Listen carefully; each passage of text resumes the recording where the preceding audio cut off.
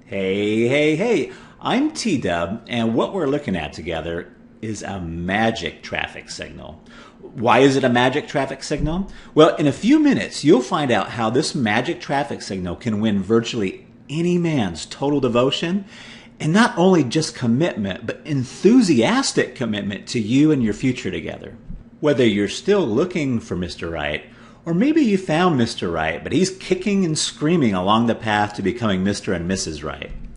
When you watch this short presentation in the end, we're going to talk about the shortest path to a man's heart and the fastest way to get him to pop the question without manipulation, and definitely without ever having to be pushy or sacrifice your sense of identity trying to be somebody you're not just in order to please him. Watch this short video until the end and you'll discover the three supposedly good pieces of advice you absolutely must avoid to go from hello to I do, even when he says confusing stuff like I'm not ready. Just a wee bit of fair warning, I don't know how long this video will be online because I'm giving away so much free and hard to find relationship saving information. Plus, you'll notice I'm not hosting this on YouTube. I'm paying to stream this from my own pocket. So I may end up making this a paid presentation. So watch this now while it's still online and it's still free. Now, I know what you may be thinking. You may think, T-Dub, I've seen it and heard it all when it comes to advice on men and how they think.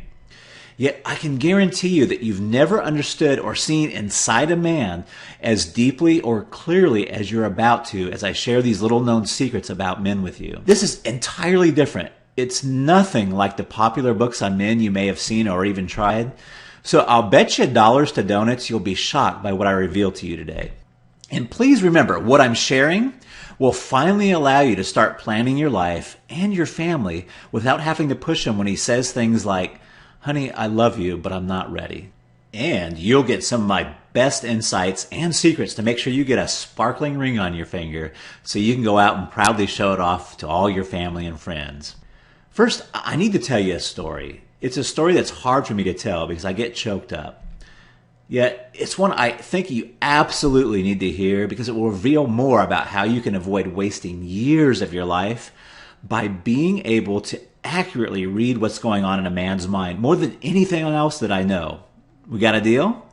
Now, I wasn't always a relationship expert, appearing on radio, thousands of websites and blogs, helping 65,000 plus people in over 77 countries with their toughest relationship troubles. And I certainly never imagined I'd be a best-selling author on the topic of fixing a relationship after someone had called it quits like I am today. In fact, far, far from it. I remember the day when I decided enough was enough, and I'm going to share this story with you now, even though it's really embarrassing for me to tell. You need to know just how deep in the rabbit hole I went before I discovered the stuff I'm going to share with you today. The strategy that allows me to live this amazing life that I live right now and help so many others find and keep love in their life. I remember the day so clearly. I remember I drove up the I-5 north from San Diego. It was a sunny Sunday afternoon in October. And I remember the sunshine because it was the exact opposite of how I was feeling. And in a few moments, I was going to absolutely devastate the woman I loved. I remember the warm, prickly rays of sun dancing on my arm while inside my soul cried over what I felt I absolutely had to do. 5 miles to go before I reach my girlfriend's exit. Heart-Shaped Box by Nirvana starts playing on the radio. Oh geez, I think, why this song? The steel knife in my windpipe twists as Kurt sings the first line, and I had to change stations. I can't take it. I fiddle back and forth with the knob. Doesn't matter what's playing. Music that day stung like a spritz of antiseptic on a freshly opened cut. I punch the power button, turn the radio off. For the first time in years, I've driven without the radio. Now, all I hear is my own breathing, the whoosh whoosh sound of blood pulsing in my ears. 2 miles to go. My heart pounds faster. How hard will she take it? She'll want to know why. Why? Here's her exit. Palms sweaty, my hands slip a little bit as I turn off the freeway. The traffic light's red. There's a relief for a few more seconds of peace before the storm. As the light turns green, I proceed. I can see my girlfriend's tan 6-story apartment building. There's less than a half a block now. I can't turn back now. I cannot turn back now, I repeat. I've been unfair to her and unfair to me for far too long already. I pull in. I park and I sit there with the engine off. It's deadly silent. If digital clocks could make noise, I'd hear it tick. 2:37 p.m. Now, I remember that time exactly because I sat there so long staring at those glowing green numbers, they felt etched into my eyes and head. As I open the car door to get out, I go numb. Not the pass out numb. It's a familiar numb that I feel when I have to do something really hard or when an emergency strikes. I shut the door and start walking to the elevator. I'm moving on autopilot now. I sense everything, every small detail, but I move almost as if I'm being controlled like a puppet on a string. I nudge the button for the elevator. Swish, as the doors glide open, that smell of a spicy Chinese takeout invade my nose. I suppose that someone just ordered lunch. I push the button for the 5th floor as I had hundreds of times before. This time was massively different, though. As I'm running over my mind what I'm going to say and do one last time, ding goes the bell. I'm here. I walk over to her door. I've got the keys and I usually let myself in, but given about what's going to happen, it doesn't feel right, like the right thing to do today. My knuckles make a rap, rap, rap as they hit the solid wood door. My numbness clears like a morning fog, and I can again feel that cold steel blade of anguish just twist in my throat again. She opens, and then it happened, and then I did it. After almost 4 years of being with Jessica, after 4 years of her patiently waiting on me to be ready to go to the next level in our relationship, I end it. As embarrassing as it is for me to tell you how I let down a woman who waited on me for 4 years, it gets worse. You see, about 2 weeks before I broke up with Jessica, I made the decision to move from San Diego to Arkansas to be with my family. I had stayed in San Diego after I got out of the Navy, but all of my family lived down south. As I was ending it with Jessica, my bags were already packed to leave. I was set to start driving the very next day. I started the breakup by telling Jessica I had made a decision to move to Arkansas. That was a bad move.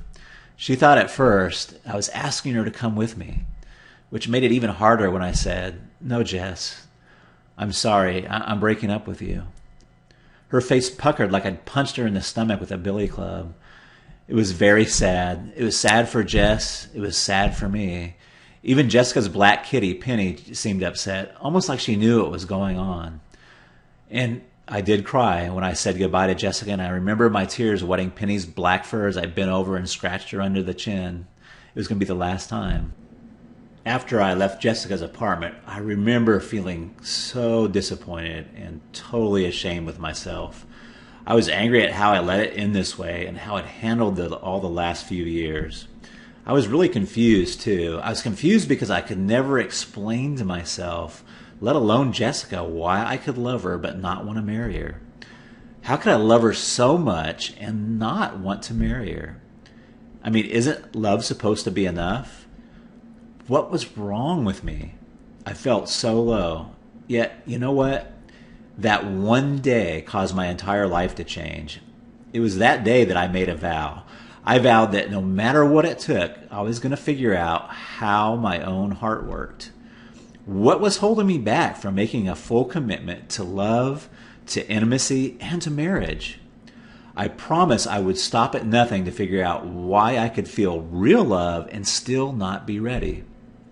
I'd read every book. If I had to, I'd interview and talk with hundreds of men who were having the same experience. I'd interview happily married men who found joy in commitment. I knew I'd never find long-lasting happiness if I didn't keep my vow. I was going to become a man capable of a fully committed relationship and marriage, or I was going to die trying. The good news for you is this.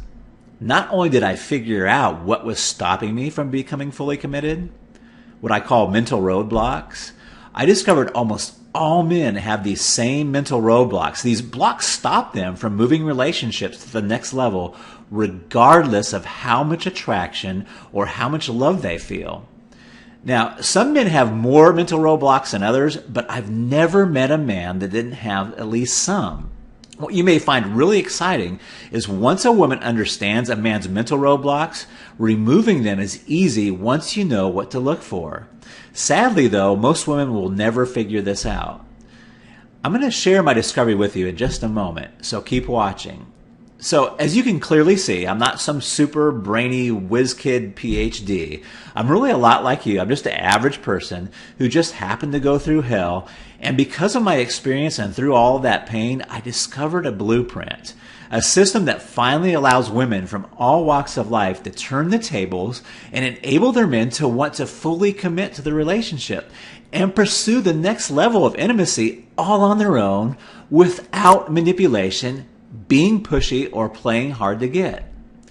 And that's whether your next level is getting him to notice you and ask you out, seeking more after your first few dates, or desiring to be in an exclusive relationship with you, to him taking you by surprise one evening, dropping on one knee and proposing. Whatever level your relationship is currently at, this pattern I discovered is so powerful that not only did I use it to change my life, that's me. Same girl for 16 years. We've been married for 13 years. She's the girl I married after I moved to Arkansas. And that's, hopefully you can tell that's me on the left. I'm the ex-commitment phobe, the guy in the tux. Now, I've taught my secrets to women in over 77 countries and moved thousands of relationships to the next level. And in many cases, even after the guy had bailed out of the relationship. Now, obviously, this new way of approaching your relationship with men where you get to enjoy him taking initiative and moving to the next level of intimacy changes lives. And I'll cover all the specifics and details in just a few minutes with you, so keep watching. First, you absolutely must be told the truth. You have to know the real problem, the real reason you're struggling with finding the intimacy you deserve today, and it will surprise you because it's the one thing that's been holding you back from experiencing the intimacy, support, and the joy of a fully committed relationship. And the reason why so many women feel they invest way more than they receive in a relationship. You see, the real problem is the fact that you've been taught myths and programmed to believe lies for years. And these myths and lies are keeping you from the relationship that you deserve. One of these lies is enough love is the only requirement to sustain a relationship. That if he loves you, he should be ready to move to the next level. And if he's not ready, he's just not that into you, they say. He doesn't truly love you enough. Or he's commitment phobic. I bet you've heard that one before. What's more damaging about this is after a woman is with so many commitment phobic men, she starts to feel like something is wrong with her.